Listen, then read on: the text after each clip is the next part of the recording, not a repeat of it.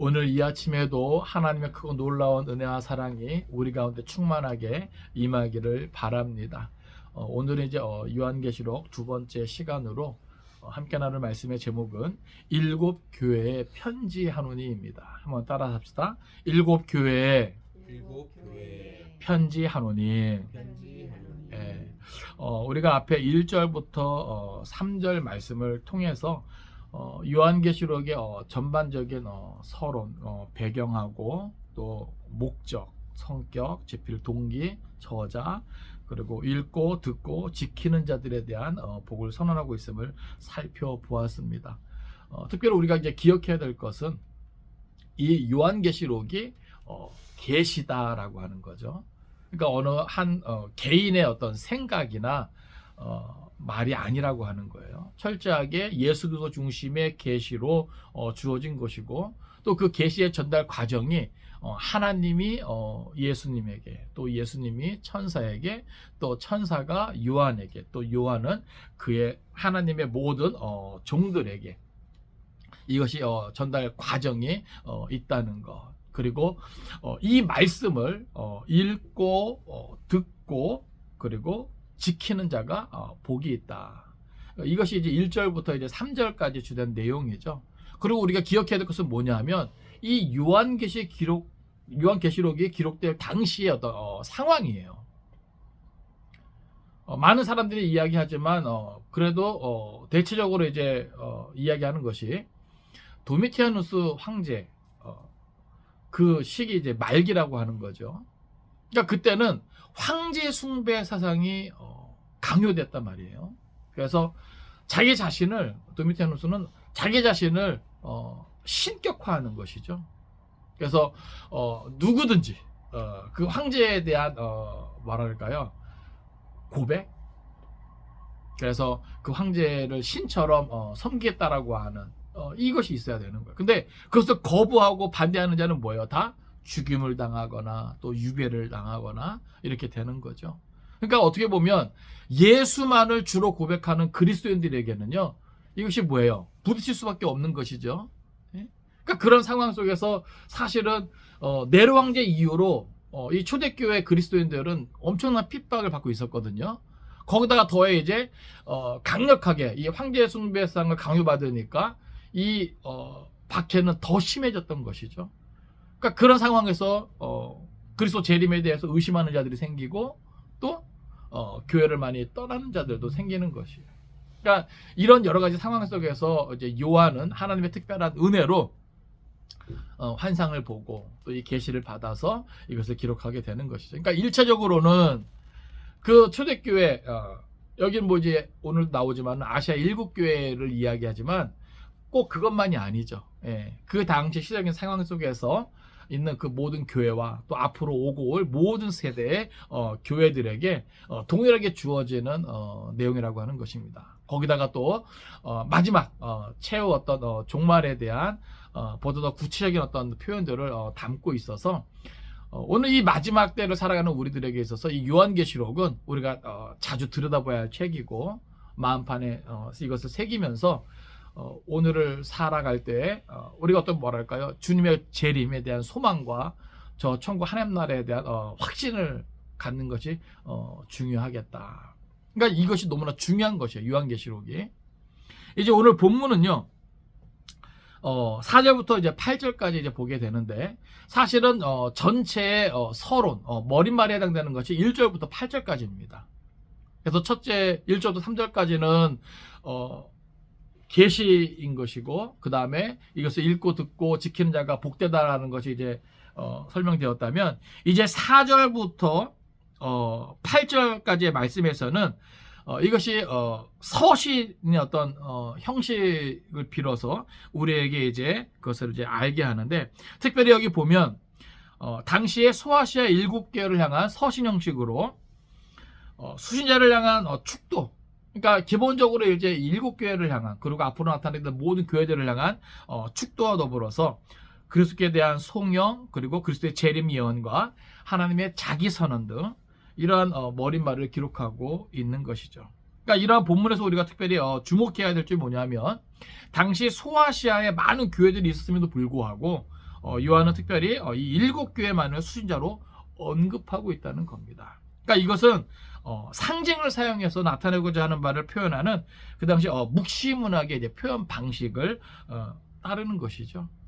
그러니까 7이라고 하는 숫자가 하나님의 천지창조 일수와 같은 수입니다. 그런데 이제 이 성경에서는 이 7이라고 하는 이 수를 절대적인 어떤 완성을 상징하는 완전수, 그리고 또 전체를 상징하는 보편수, 이런 것도 이제 의미하는 것이죠. 그래서 요한은 여기 이 7이라고 하는 이 숫자를 절대적인 완성과 또 보편을 의미하는 이런 상징성에 기초해서 여기 소아시아의 7교회에 보내는 이런 내용으로 우리에게 알려주고 있는 것이죠. 그렇기 때문에 어떻게 보면은 여기에는 지금 이 7교회만 언급하는 것 같지만 말씀드렸듯이 이것은 7교회뿐만이 아니라 그 당시에 있는 모든 교회, 그리고 앞으로 오고 올 모든 세대의 모든 교회들에게 다 이것을 우리에게 보여주는 것이고, 특별히 하나님의 교회는 궁극적으로는 완전하게 보존되고 또 거룩하게 완성된 것이라는 사실을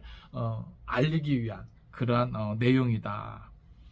이제 우리가 이러한 말씀을 통해서 살펴볼 때 오늘도 우리 가운데 특별한 하나님의 은혜가 있기를 간절히 바랍니다. 먼저 우리가 4절에서 5절 여기 그 중반까지 한번 볼 텐데요. 우리 먼저 4절 5절 같이 읽겠습니다. 자, 시작.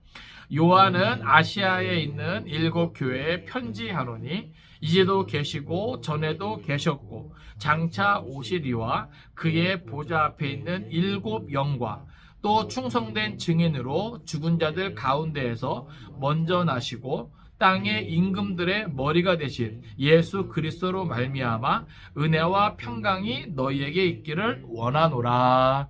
아멘. 네, 여기까지 보겠습니다. 먼저 이것을 보면은 소아시아에 있는 7교회의 은혜와 평강을 구하는 이제 축도의 내용이죠. 그래서 여기 보면 요한은 아시아에 있는 7교회에 편지하노니, 그러면서 뒤에 은혜와 평강이 너에게 있기를 원하노라, 이것을 이제 구하고 있는 겁니다. 특별히 여기 7교회는 여기 그 11절에 이제 나오죠. 여기 보니까 에베소, 서머나, 버가모, 두아디라, 사데, 빌라델피아, 라오디게아, 여기 7교회를 이제 말하는데, 이 교회들은 역사적으로 실제 존재했던 그런 교회들이고요. 당시 이 아시아에는 이 교회들 말고도 많은 교회들이 있었습니다. 그런데 왜 이 7교회냐? 이것은 이 교회만의 어떤 특징들도 물론 있지만 아까 상징적인 어떤 부분을 말씀드렸죠. 그러니까 그 당시에 모든 교회, 그리고 앞으로 오게 될 모든 세대의 모든 교회를 다 아우르는 이런 것들을 이제 말하는 겁니다. 그래서 일차적인 수신자는 이 7교회지만 단순히 여기 존재하는 7교회뿐만이 아니라 모든 세대의 모든 교회를 다 아우러서 이렇게 표현하고 있는 것이다. 우리가 그것을 생각하면 좋을 것 같습니다. 그리고 여기 이 계시록이 묵시문학에 읽어서 계시기도 하지만 일종의 뭐예요? 편지다. 7교회에 보내는 편지 형식으로 되어 있다. 그래서 여기서는 그것을 밝히고 있고요.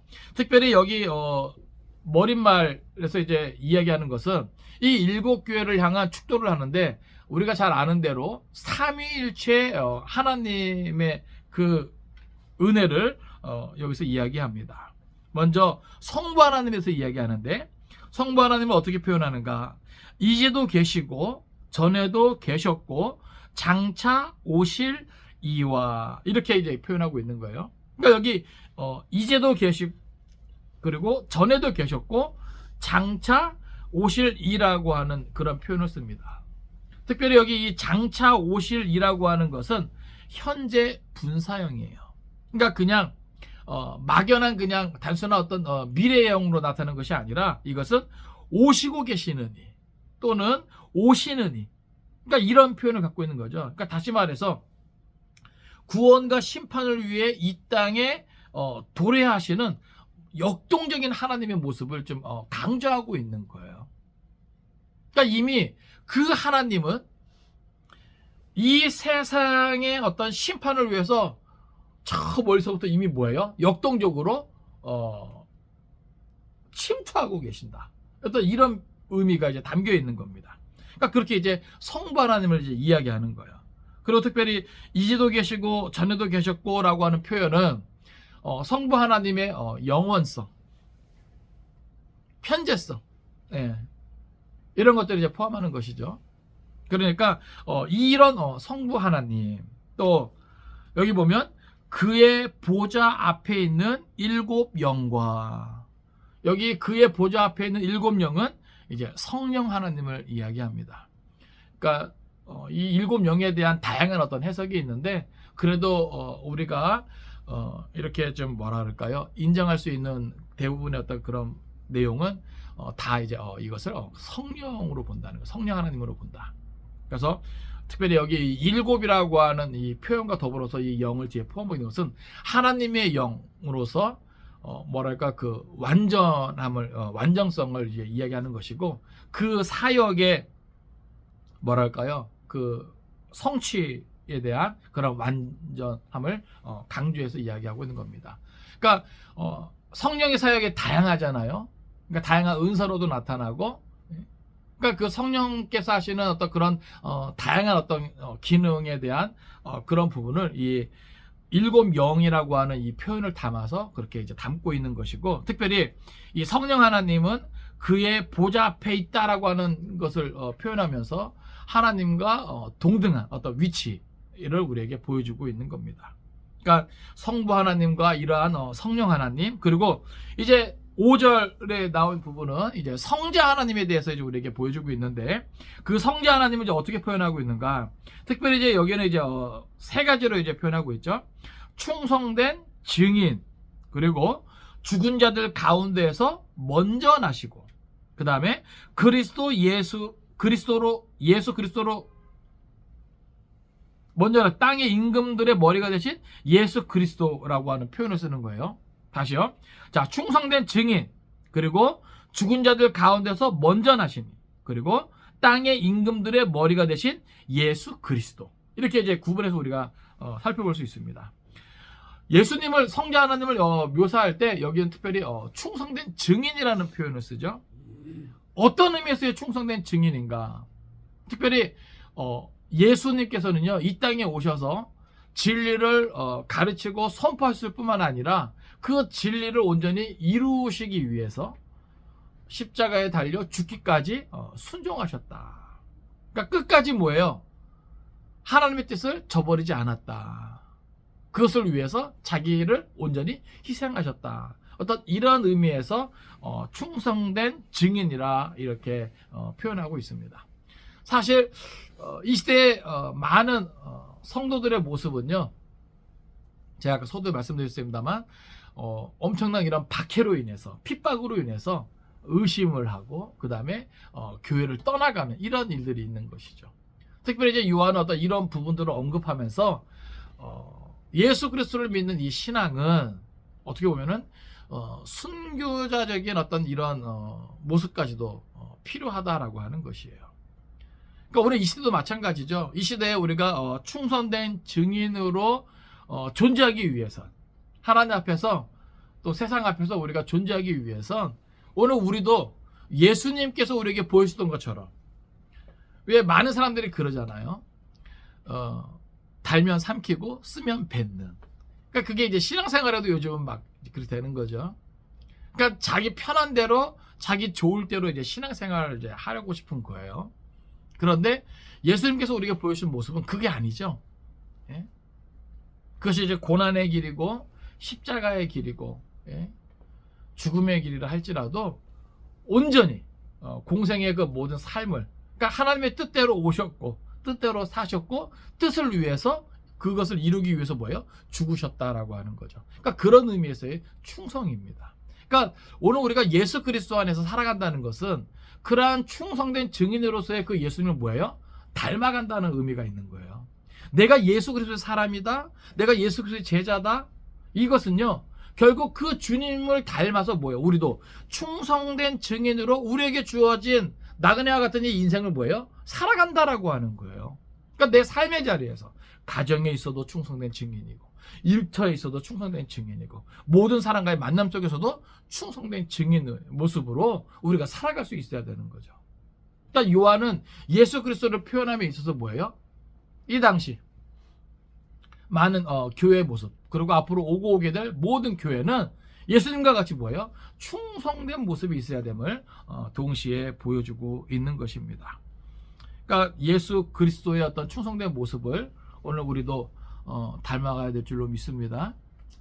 형편 따라, 상황 따라, 감정 따라 막 손바닥 뒤집듯이 막 이렇게 뒤집는 게 아니에요. 하나님의 뜻이 있고 그 뜻을 이루어 나가기 위해선 비록 힘들고 어렵더라도 내가 마땅히 걸어가야 할 그 길을 예수님처럼 묵묵히 걸어갈 수 있는 것, 그 자리를 지킬 수 있는 것, 이것이 충성된 모습인 줄 깨달으시기 바랍니다. 또 예수님을 표현함에 있어서 여기 보면 죽은 자들 가운데에서 먼저 나시고, 그러니까 이것은 부활의 이제 첫 열매를 의미하는 것이죠. 그러니까 앞에 충성된 증인의 모습으로, 그래서 십자가의 죽음으로 끝나는 것이 아니에요. 그렇죠? 뭐가 있어요? 부활의 소망이 있는 것입니다. 할렐루야. 예? 이걸 우리에게 보여주고 있는 거예요. 예? 그러니까 이 부활에 대한 소망이 없다면 우리의 삶은 사실 무의미하죠. 누가 십자가의 길을 걸어갈 수 있겠습니까? 누가 순교자의 삶을 감당할 수 있겠습니까? 예? 좋은 게 좋은 거라고 적당히 타협하고 적당히 그냥 예수 믿는 거죠. 그런데 그게 아니잖아요. 그러니까 성경도 그것을 그대로 보여주는 거예요. 그러니까 충성된 증인으로서 끝까지 하나님의 뜻을 이루어 나가기 위해서 십자가에서 물과 피를 다 쏟으시면서 죽어주신 그 예수님은 그거로 끝나는 게 아니에요. 사망에 삼킴받은 게 아니죠. 여기 보면 죽은 자들 가운데서 먼저 나시고 부활의 첫 열매가 되셨습니다. 또 여기 보면 땅의 임금들의 머리가 되신 예수 그리스도라고 표현하고 있죠.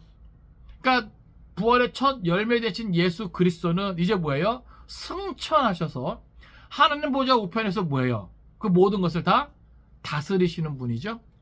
예? 그러니까 하나님의 영광 가운데 뭐예요?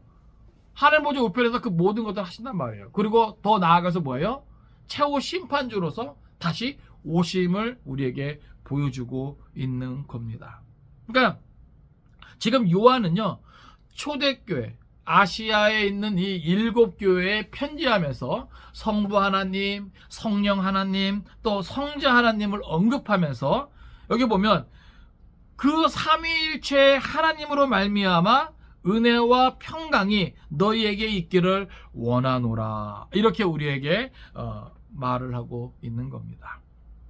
사랑하는 성도 여러분, 오늘 우리에게도 삼위일체 하나님의 은혜와 평강이 있기를 간절히 바랍니다.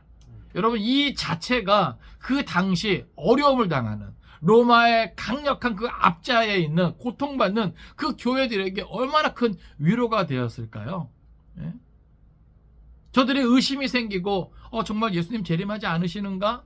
이 모든 진리는 거짓인가? 예? 불안에 떨면서 흩어져 가고 있는 이러한 교회가 요한의 어떤 이러한 메시지를 통해서 얼마나 위로가 되었을까요? 힘이 되었을까요? 성부 하나님에 대한, 또 성령 하나님에 대한, 그리고 성자 하나님에 대한, 또 그 삼위일체 하나님으로 말미암는 그 은혜와 평강으로 말미암아 저들이 얼마나 큰 위로를 얻었을까요? 그러니까 오늘 우리가 그것을 생각할 수 있어야 될 것입니다. 특별히 여기 이 은혜라고 하는 것은 카리스, 이것은 하나님의 이제 선물이죠. 그러니까 우리에게 주어져 있는 모든 것이 당연한 게 아니라 은혜고, 그 모든 것은 선물로 주어지는 것이다. 또 여기 이 평강이라고 하는 것은 에이레네를 말하는데, 이것은 하나님과 모든 피조물의 어떤 올바른 관계에서 오는 은혜를 말하는 거예요. 그것을 우리는 평강이라고 표현합니다. 그러니까 막힌 것이 없는 것이고 거칠 것이 없는 거예요. 그러니까 이것을 어떻게 보면 그래서 이 평강은 항상 뭐예요? 은혜 뒤에 나오는 거죠. 그러니까 하나님의 은혜로 말미암아 그 모든 관계가 회복되어지고 그로 말미암아 맺어지는 바른 관계가 뭐예요? 평강으로 주어지는 거예요.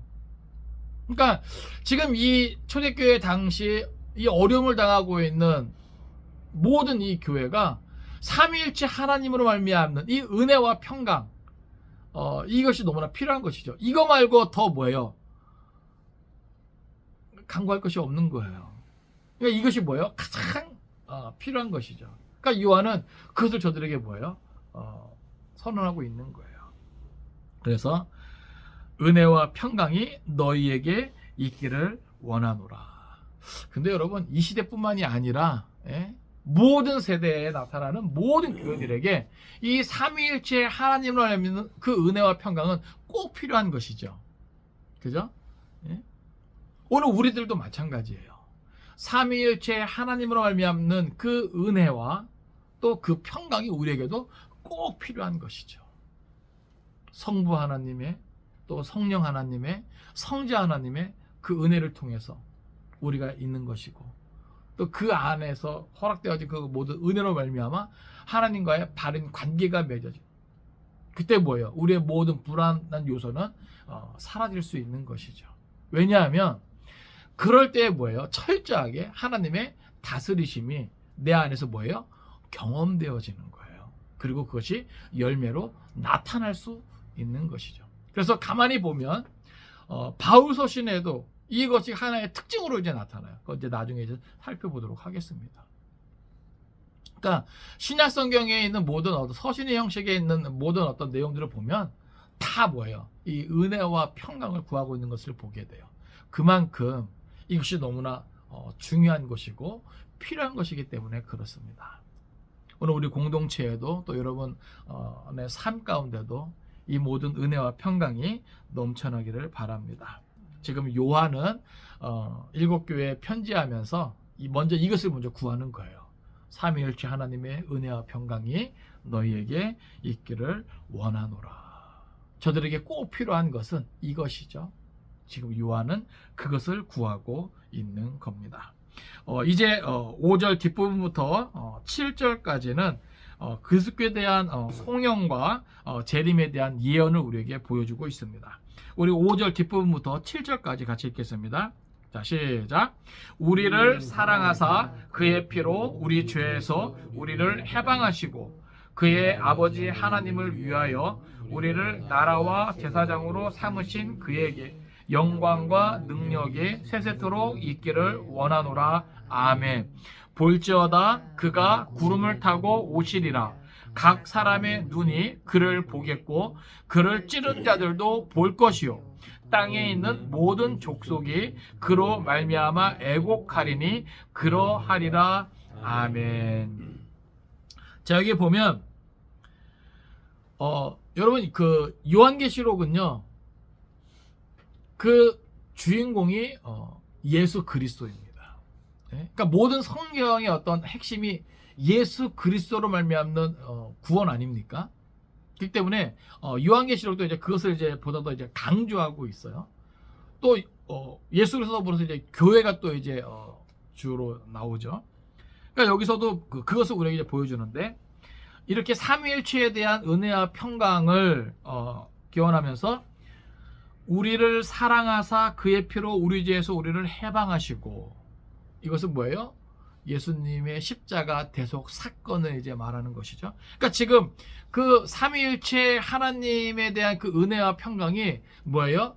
함축적으로 녹아져 있는 것이 뭐예요? 가장 큰 핵심적인 어떤 그 은혜가 뭐예요? 바로 십자가 대속의 사건이죠. 그러니까 지금 뭐예요? 요한은 그것을 언급하고 있는 거예요. 여러분 이 십자가 이 대속의 사건은요 하나님께서 우리를 위한 뭐랄까요? 무한한 사랑입니다. 조건 없는 사랑입니다. 그리고 성령님이 그것을 위해서 또 강력하게 역사하셨고 또 예수님은 죽기까지 그것을 뭐예요? 순종하시면서 이루신 것이죠. 그러니까는 하나님의 어떤 그 사랑의 어떤 정점이라고 하는 것 최고봉이라고 하는 것, 그것은 뭐예요? 바로 십자가 사건이죠. 그래서 그 모든 것들을 감당하신 지금 예수 그리스도 다시 한번 뭐예요? 생각하면서 높이는 거예요. 우리를 사랑하사, 바로 사랑입니다, 여러분. 그 모든 것이 사랑이에요. 여기 있는 우리는요, 결국은 뭐예요? 이 당시에 교회뿐만이 아니라 이 세상에 있는 모든 인생들을 다 포함하고 있는 것이죠. 그러니까 이 모든 세상 모든 사람을 사랑하사 그의 피로 우리 죄에서 우리를 해방하시고, 그 십자가 사건은 뭐예요? 죄에서 우리를 해방시킨 사건입니다. 그러니까 우리가 더 이상 뭐예요? 죄의 종로로 달 필요가 있어요, 없어요? 없어요. 그 모든 죄의 값을 다 지불하셨기 때문에 우리는 뭐예요? 자유하다 말이죠. 그러니까 사단은 뭐예요? 자꾸 우리를 속이는 거예요. 우리가 여전히 죄의 종로로 타는 존재인 것처럼 우리를 자꾸 미혹하는 것이죠. 속이는 거예요. 근데 여러분 기억하십시오. 그리고 선언하십시오. 예수 그리스도의 십자가 보혈로 우리는 뭐하게 되었어요? 자유하게 되었다. 할렐루야. 해방되었습니다. 아멘. 예? 죄와 사망의 법에서 생명의 법, 성령의 법으로 해방되었습니다. 할렐루야. 이것을 기억하기 원합니다. 예? 그러니까 지금 그 은혜를 생각하면서, 예? 그 평강을 생각하면서 지금 뭐예요? 이것을 지금 기억하고 다시금 뭐예요? 찬양하는 거예요. 또 여기 보면 6절 보면 그의 아버지 하나님을 위하여, 지금 결국 뭐예요? 예수님의 어떤 십자가 대속의 사건은 결국 무엇을 위한 거예요? 이 세상을 구원하기 원하시는 하나님의 뜻을 위한 것이죠. 하나님의 계획을 위한 것이에요. 하나님의 섭리를 위한 것이에요. 그래서 여기서 이렇게 표현하고 있습니다. 그의 아버지 하나님을 위하여 우리를 나라와 제사장으로 삼으신 그에게 영광과 능력이 세세토록 있기를 원하노라. 여러분, 십자가 대속의 사건으로 말미암아 우리에게 되어진 은혜가 있습니다. 그것은 뭐냐면 나라와 제사장으로 삼아 주셨다라고 하는 거예요. 이게 무슨 말이냐면, 그러니까 예수 그리스도의 십자가 대속 사건은요, 우리에게 두 가지 의미를 부여해요. 하나는 집합적이에요. 그건 뭐냐면 이 세상에서 왕노릇하던 사단의 세력을 완전히 굴복시킴으로 그를 믿는 자들로 하여금 하나님 나라를 만든 것이죠. 이해되십니까? 그러니까 바실레이아가 이제 완성된 거예요. 사단의 세력을 완전히 굴복시키고 예수 그리스도를 믿는 그 모든 이들을 하나님 나라로 만들었다. 다시 말해서 사단의 세력을 굴복시켰기 때문에 하나님의 바실레이아가 어떤 나라적인 국경적인 어떤 이런 개념도 있지만 통치 개념이 있거든요. 그러니까 사단의 통치를 끝내고 하나님의 통치를 받아들이게끔, 그래서 하나님의 나라가 되게 하셨다. 그러니까 우리는요, 집합적으로는 뭐예요? 하나님의 나라입니다. 할렐루야. 우리 안에 하나님의 통치가 있는 거예요. 아시겠어요? 예? 천국이 여기 있다 저기 있다 하지 말라 그랬죠. 어디 있는 거예요? 우리 마음에 있는. 그게 뭐예요? 우리가 하나님의 통치를 받아들이면, 예수 그리스도로 말미암아 하나님의 통치를 받아들이면 우리 안에 뭐예요? 천국이 이루어지는 거예요. 그래서 집합적으로는 십자가 대속 사건이 뭐예요? 나라를 삼아 주신 거예요, 우리를. 또 개별적으로는 아담이 범죄한 이후에 단절되었던 하나님과의 관계를 이제 그 예수님의 대속적 죽음으로 뭐예요? 회복시키신 것이죠. 그것으로 인해서 뭐예요? 이제는 성도 개개인이 직접 하나님께 나아갈 수 있는 하나님의 제사장으로 만들어 주셨다. 할렐루야. 여러분, 이게 우리에게 되어진 은혜입니다. 예? 그전에는 사람이 직접적으로 하나님께 아무나 나아갈 수 있습니까? 없어요. 예? 그러나 예수님의 십자가 대속의 사건으로 말미암아 어떻게 했어요? 휘장이 위에서부터 찢어진 것이죠. 예? 그러니까 하나님이 뭐예요? 직접 우리로 하여금 하나님께 나아갈 수 있는 그 길을 뭐예요? 열어주신 거예요. 허락하신 거예요. 그래서 그런 의미에서 뭐예요? 제사장 삼아주셨다는 거예요. 예? 그러니까 지금 요한은 지금 그것을 언급하고 있는 겁니다. 그의 아버지 하나님을 위하여 우리를 나라와 제사장으로 삼으셨다는 것이죠. 그러니까 결국 우리를 나라와 제사장으로 삼으신 이 모든 것이 뭐예요? 하나님의 구원 계획에 다 뭐예요? 포함되어 있는 것이죠. 이해가 되십니까? 그러니까 하나님께서는요, 우리를 하나님의 나라로 세워가기를 원하시는 거예요.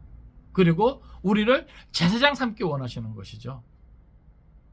이게 하나님의 뜻이에요. 하나님의 구원 계획이에요. 근데 그것이 뭐예요? 예수 그리스도로 말미암아, 그 십자가의 대속의 사건으로 말미암아 뭐예요? 그것이 이루어졌죠. 그걸 지금 말하고 있는 겁니다. 그거를 생각하고 지금 뭐예요? 요한은 마땅히 그렇게 되어진 그 모든 것을 통해서 영광과 능력이 세세토록 있기를 원하노라. 여기 말하는 이 영광은 신적인 영광이죠.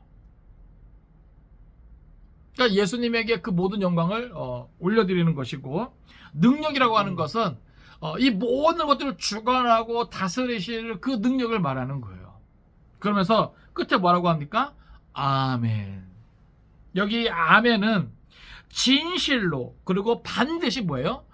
되어질 일이다 라고 하는 것을 언급하고 있는 겁니다. 그러니까 요한은 지금 뭐예요? 그걸 바라고 있는 거예요. 지금 상황이 어떤데요?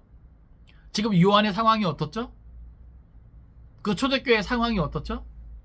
그 어느 때보다도 극심한 박해 가운데 있단 말이죠. 요한 자신도 그렇고, 예? 흩어져 있는 교회들도 그렇고. 근데 그런 상황 속에서 지금 뭘 바라보고 있는 거예요? 삼위일체 하나님으로 말미암는 그 은혜와 평강을 바라보고, 특별히 십자가 대속의 사건으로 말미암는 그 은혜, 되어진 일에 대해서, 그래서 하나님 나라와 또 제사장 된 것에 대한 그것을 바라보고 있는 거죠. 그리고 그렇게 허락해 주신 그 예수 그리스도께 그 모든 영광과 능력을 올리면서 반드시, 그리고 당연히 그렇게 되어질 일일 것을 다시 한번 뭐예요? 고백하고 있는 거예요. 우와, 멋지지 않습니까? 예? 그러니까 이게 참 신앙 같아요. 이게 참 신앙 같아요. 그러니까 오늘 우리는 그냥 오늘 힘든 것 때문에 우리는 참 짜증도 많고, 그죠? 쓸데없는 말들이 많은데, 여러분 그럴 때마다 삼위일체 하나님으로 인한 그 은혜와 평강을 바라볼 수 있길 바랍니다. 그리고 십자가 대속의 사건으로 나에게 되어진 그 일들을 기억할 수 있기를 바랍니다. 그리고 요한과 같이 마땅히 그 모든 영광과 능력을 그분에게 올려드릴 수 있기를 바랍니다. 예? 그리고 거기에 대한 확신과 분명한 믿음을 가지고 소망을 가지고 살아갈 수 있기를 바랍니다. 여러분 이게 신앙생활이에요. 이게 신앙생활. 예수 복음 안에서 여러분들은 무엇을 꿈꾸고 계세요? 예수 복음 안에서 여러분들 무엇을 생각하고 무엇을 기대하고 계세요? 요한과 같이 반드시 되어질 일들에 대해서 우리가 생각할 수 있어야 되겠고, 그것을 바라볼 수 있어야 되겠고, 그것에 대한 확신과 소망을 가질 수 있어야 될 것입니다. 이제 요한은요 거기서 그치지 않아요. 바로 그 예수님께서 우리에게 십자가 그 대속의 사건을 통해서 이러한 은혜, 그래서 그 나라가 되게 하셨고 그 제사장이 되게 하셨는데, 그러한 그 예수님께서 뭐예요? 반드시 다시 오심에 대한 것을 확신하면서 언급하고 있는 거예요. 7절 보세요. 볼지어다 그가 구름을 타고 오시리라. 각 사람의 눈이 그를 보겠고 그를 찌른 자들도 볼 것이요 땅에 있는 모든 족속이 그로 말미암아 애곡하리니 그러하리라. 아멘. 우와, 우리에게 그런 나라가 되게 하셨고 제사장이 되게 하신 그 예수 그리스도가, 예? 여기 보면 볼지어다 그가 구름을 타고 오시리라. 우와, 여러분 여기 이 구름을 타고 오시리라고 하는 이 표현을요 오해하면 안 됩니다. 이게 무슨 말이냐면, 여러분 혹시 그 손오공 아세요? 손오공? 예전에 그 손오공 이제 그 만화 영화 이제 그 보면 손오공이 뭘 타고 나타나요? 구름 타고 나타나요. 근두운을 타고 나타나요. 그러니까 성경이 이렇게 표현되어 있으니까 마치 예수님이 손오공처럼 그렇게 구름을 타고 오시는 줄 알아. 여러분 그런 게 아니죠. 예? 히브리적인 이 개념에서 이 표현의 어떤 이 구름은요, 하나님의 임재, 현현을 표현하는 거예요. 그만큼 뭐예요? 실제성을 강조하고 있는 겁니다. 예? 그러니까 소롱처럼 그렇게 군두원을 타고 나타나는 것도 아니에요. 이거 자체가 뭐예요? 하나님의 어떤 임재와 또 현현을 강조하는 그런 표현인 것이 이거 자체가. 그러면서 뭐예요? 거기에 대한 어떤 실제성, 확실성을 부여하고 있는 겁니다. 그러니까 볼지어다 그가 구름을 타고 오시리라. 하나님의 임재, 하나님의 현현으로 확실하게 오신다라고 하는 그런 강조가 되어 있는 거예요. 그런데 어떻게 오시는가? 여기 보면 각 사람의 눈이 그를 보겠고, 이것은 뭐예요? 재림의 공개성이에요. 그러니까 공개적으로 오신다는 거예요. 예? 아무도 모르게 오시는 게 아니라 공개적으로. 또 여기 보면 그를 찌른 자들도 볼 것이요. 여기 뭐 그를 찌른 자도 볼 것이요 그러니까 로마 군병들 얘기하는 줄 아는데 그게 아니에요. 여기서 말하는 그를 찌른 자들은요, 그 모든 것을 대적하던 자들을 말해요. 이해되십니까? 하나님을 대적하고 하나님께서 보내주신 예수 그리스도를 대적하고 마지막 때 이 복음을 대적하는 모든 자들을 말해요. 그러니까 그들도 뭐예요? 다 본다라고 하는 거예요. 그러니까 믿는 자들도 보고 믿지 않는 자들도 보게 될 것이라는 거예요. 그만큼 뭐예요? 예수 그리스도의 재림은 공개적이라고 하는 것이죠. 그만큼 뭐예요? 반드시 되어질 일이다라고 하는 것에 대한 확실성이에요. 그러면서 여기도 보면 땅에 있는 모든 족속이 그로 말미암아 애곡하리니. 여러분 왜 애곡하겠습니까? 왜 애곡할까요? 후회와 탄식의 애곡입니다. 이해되십니까? 저들이 바라는 세상이 무너짐에 대한 애곡입니다. 그러나 이미 뭐예요? 늦었죠? 늦었죠? 여러분 하나님을 대적하고 하나님 보내신 예수를 대적하고 그로 말미암는 이 복음을 대적한 자들은요, 세상에 헛된 것을 꿈꿔요. 헛된 나라를 꿈꿔요. 그런데 예수 그리스도께서 오시면요, 저들이 꿈꿨던 그 세상은 어떻게 돼요? 무너지게 되는 거예요. 끝이 나는 거예요. 그러니까 뭐예요? 저들은 애곡할 수밖에 없는 것이죠. 성경에 보면 그런 표현들이 많아요. 슬피 울며 이를 갈미 있으리라. 그게 애곡이에요. 왜 슬피 울며 이를 갈까요? 예? 어떻게 보면 뒤늦은 후회와 탄식이 거기 포함되어 있겠죠. 그죠? 그러니까 지금 요한은 그것을 뭐예요? 확신하면서 반드시 그것이 있게 될 일이라는 것을 강조하면서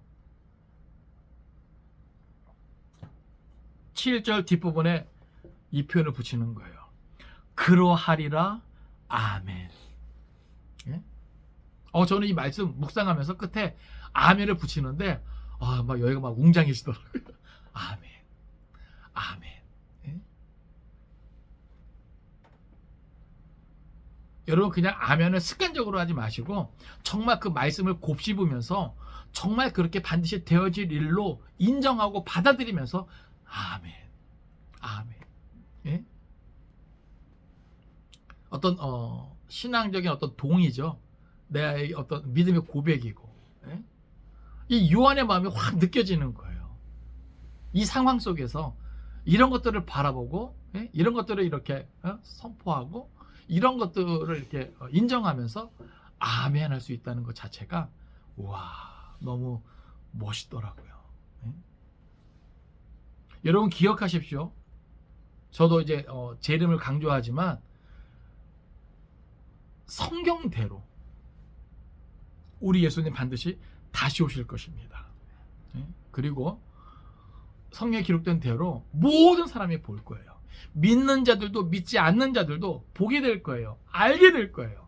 그러나 믿는 자들은 그토록 원했던 그 주님을 만나는 것이지만 믿지 않고 불신앙 사람들은 그 자체가 뭐예요? 이미 심판받는 겁니다. 그러니까 우리가 그래서 복음 전파의 어떤 뭐래요? 긴박성? 이걸 좀 가져야 돼요. 정말 우리는 마지막 때를 산다 그러잖아요. 그러니까 우리가 그것을 생각할 수 있어야 돼요. 이제 8절에서는요, 다시 한번 성부 하나님을 이제 언급하면서 이 모든 것의 주체가 누구냐, 그 하나님 되심을 우리에게 드러내고 있습니다. 그래서 우리는 이것을 하나님의 자기 선언 증거라고 하죠. 자, 우리 8절 같이 읽겠습니다. 자, 시작. 주 하나님이 이르시되 나는 알파와 오메가라. 이제도 있고 전에도 있었고 장차 올 자요 전능한 자라 하시더라. 아멘. 여기 보면 주 하나님이 이르시되 나는 알파와 오메가라. 이게 원문에는 이게 뒤로가 있어요. 그래서 이제도 있고 전에도 있었고 장차 올 자요 전능한 자가 말씀하십니다. 나는 알파와 오메가라. 이렇게 되는 거예요. 이해되십니까? 구성이. 그러니까 주 하나님이 어떤 주 하나님인가?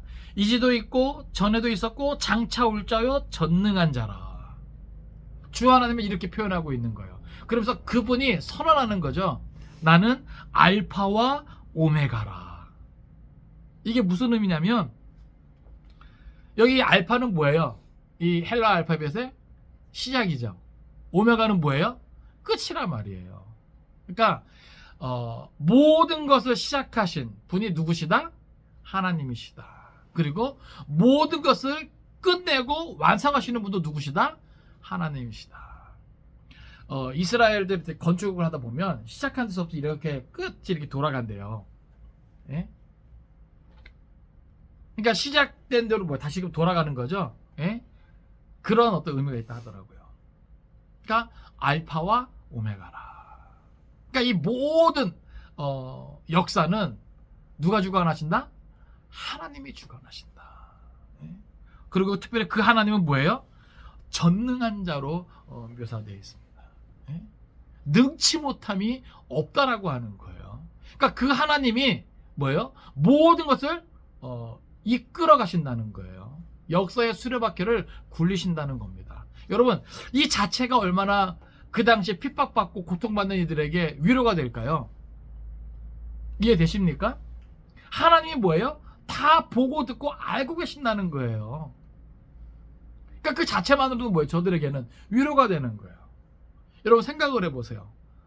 나를, 나의 형편을, 나의 상황을, 나의 고통을, 나의 괴로움을, 나의 갈등을 하나님이 아십니다. 여러분 이것만 생각해 보세요. 그것만으로도 뭐 위로가 되지 않습니까? 예? 하나님은 우리를 사랑하십니다. 여러분 믿으세요? 어떻게까지 사랑하셨어요?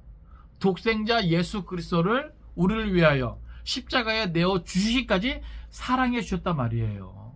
그러니까 우리가 원수 되었을 때에도 그렇게 사랑해 하셨는데 이제는 그 안에서 우리가 뭐예요? 하나님의 자녀가 되었죠. 그러니까 그 하나님은 뭐예요? 더 이상 우리에게 아끼실 것이 있어요? 없어요?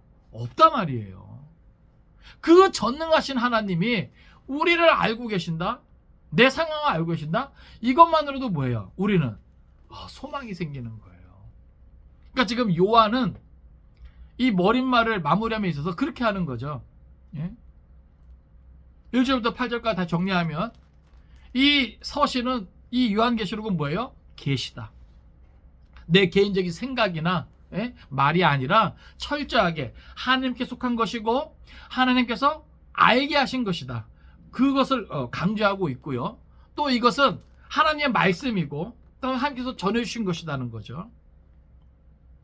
그리고 이것을 읽고 듣고 지키는 자가 복되다 선언하고 있는 겁니다. 그리고 7교회에 이제 편지하는 형식으로 소식을 전하는데 이 7교회는 그 당시 7교회 실제하던 그 7교회뿐만이 아니라 그 당시의 모든 교회 뿐만이 아니라 앞으로 오게 될 모든 세대의 모든 교회를 향한 그러한 메시지다. 그리고 삼위일체 하나님의 은혜와 평강이 필요하다. 또 예수 그리스도는 반드시 다시 오시는데 그 다시 오심은 공개적이다. 그리고 모든 이들은 애국하게 된다. 이 모든 것을 주장하시는 이는 창조주 하나님, 전능하신 하나님, 알파와 오메가 되시는 하나님이시다. 이것으로 머릿말을 마무리하고 있는 것입니다. 저는 특별히 이제 오늘 말씀을 통해서 두 가지 이제 강조하고 싶습니다. 하나는 모든 교회는 삼위일체 하나님의 은혜와 평강이 필요하다는 것이죠. 우리 로마서 1장 7절 찾아볼까요?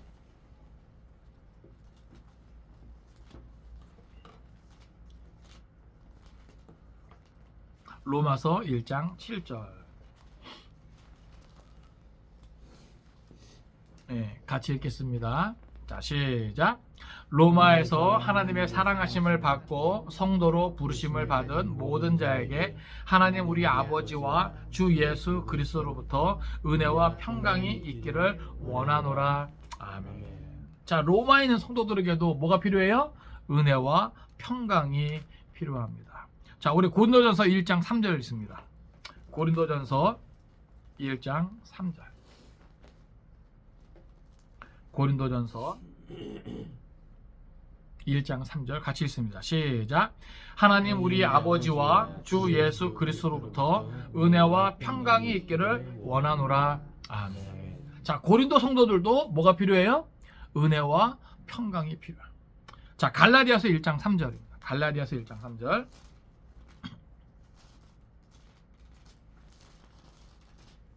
갈라디아서 1장 3절. 같이 읽습니다. 시작. 우리 하나님 아버지와 주 예수 그리스도로부터 은혜와 평강이 있기를 원하노라. 아멘. 이 갈라디아에도 뭐예요? 뭐가 필요해요? 은혜와 평강이 필요하다는 거야. 뭐 더 많습니다. 에베소도 그렇고 빌립보서도 그렇고 뭐. 결국 모든 교회, 모든 성도에게는 반드시 뭐가 필요하다?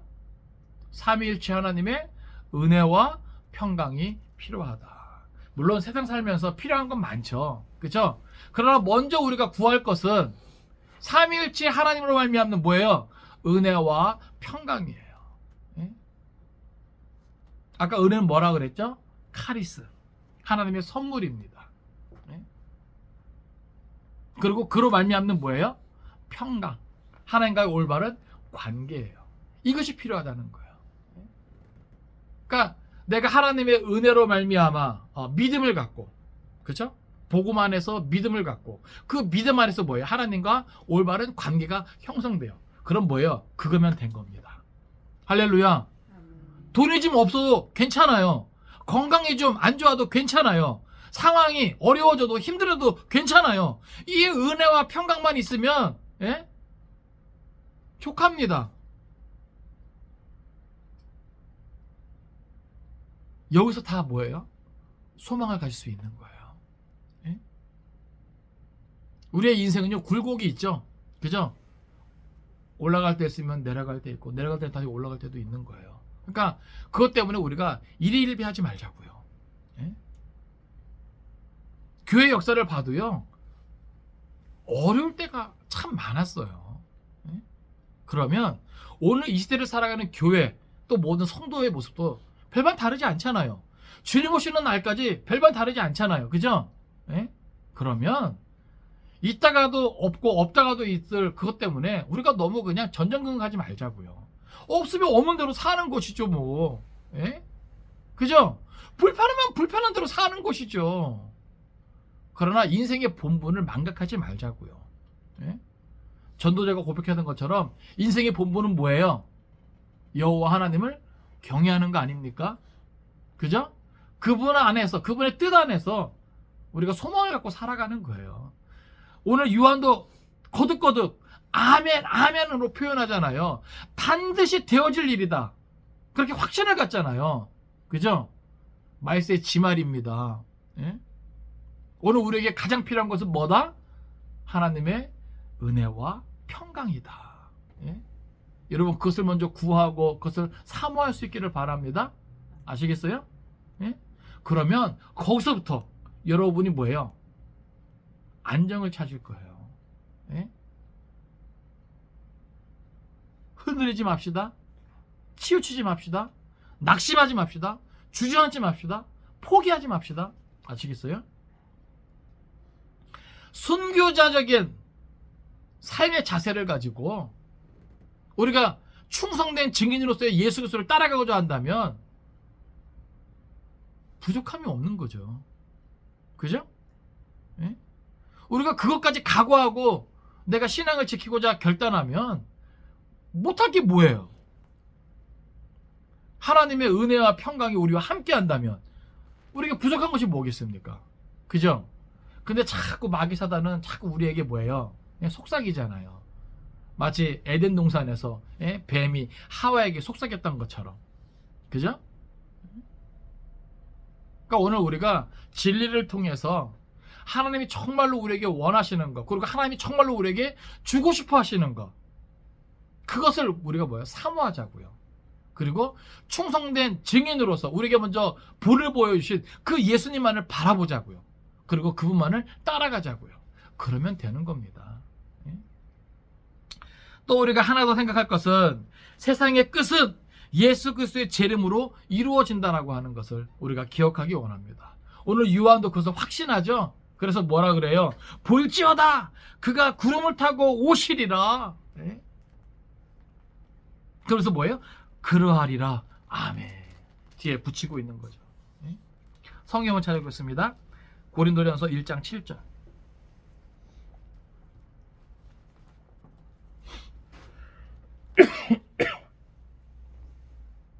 고린도서 1장 7절 같이 읽습니다. 시작. 너희가 모든 은사에 부족함이 없이 우리 주 예수 그리스도의 나타나심을 기다리라. 아멘.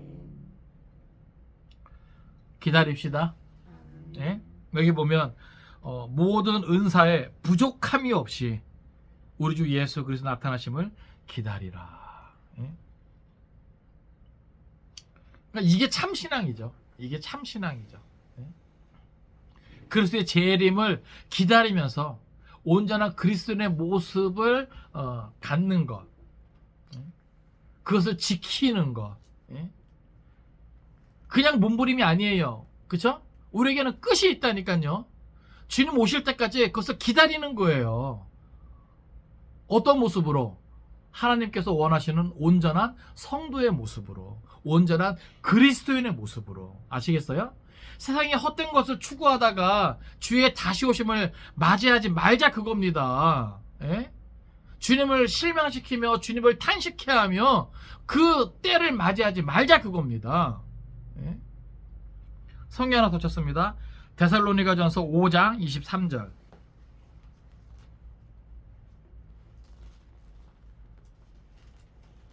그러니까 정말 우리에게는 이런 은혜가 필요한 거예요.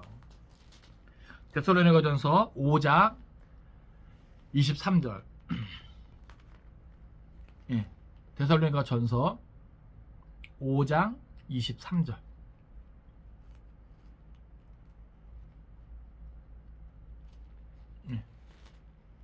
찾으셨나요?